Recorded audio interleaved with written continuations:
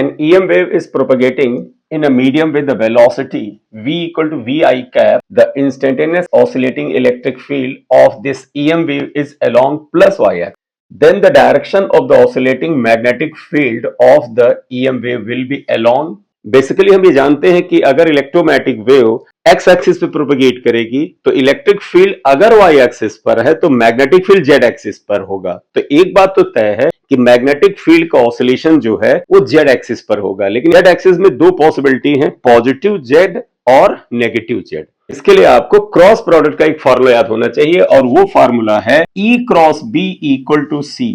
E is electric field, B is magnetic field, C is the speed of light या direction of propagation of the light. क्योंकि V को V I cap से दिया है तो C को ही हम वी आई कैप लिख सकते हैं।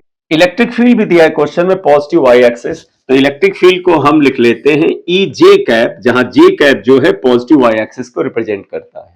अब आप इस फार्मूले में E की जगह पर E जे कैप लिख दें, क्रॉस प्रोडक्ट है तो क्रॉस लगा दें और B अननोन है, इसे आप एज इट इज कॉपी कर लें, is equal to V I cap को हम लोग समझते हैं राइट हैंड थंब रूल से। आपको ध्यान होगा कि क्रॉस प्रोडक्ट में जो पहला वेक्टर होता है उसकी डायरेक्शन में आप दाहिने हाथ की उंगलियों को रखें। अगर हम दूसरे वेक्टर की डायरेक्शन में इन उंगलियों को घुमाते हैं तो जो ये रिजल्ट है वो थंब की डायरेक्शन में होता है। तो जरा इसे चेक करिएगा, पॉजिटिव वाई एक्सिस इस डायरेक्शन में है, इधर हमने राइट हैंड की फिंगर्स को रखा।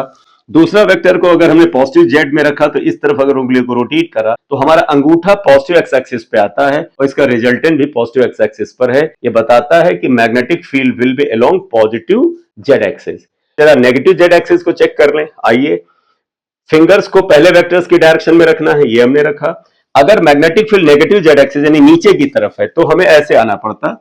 देखिए, फिंगर्स को यानी राइट हैंड फिंगर्स को वाई एक्सिस पर हमने ऐसे रखा और अगर ये जेड एक्सिस नेगेटिव है इस डायरेक्शन में जाएगा तो फिंगर्स ऐसे रखेंगे और नेगेटिव जेड एक्सिस मतलब अंदर की तरफ मैग्नेटिक फील्ड है, तब आप उंगलियों को आप ऐसे घुमाते तो थंब आता है इस डायरेक्शन में और इस डायरेक्शन का मतलब क्या हो जाता है, नेगेटिव एक्स एक्सिस। जबकि क्वेश्चन में कह रहे हैं कि EM wave positive x axis पे जा रही है, इसका मतलब है magnetic field definitely positive Z axis पर होगा।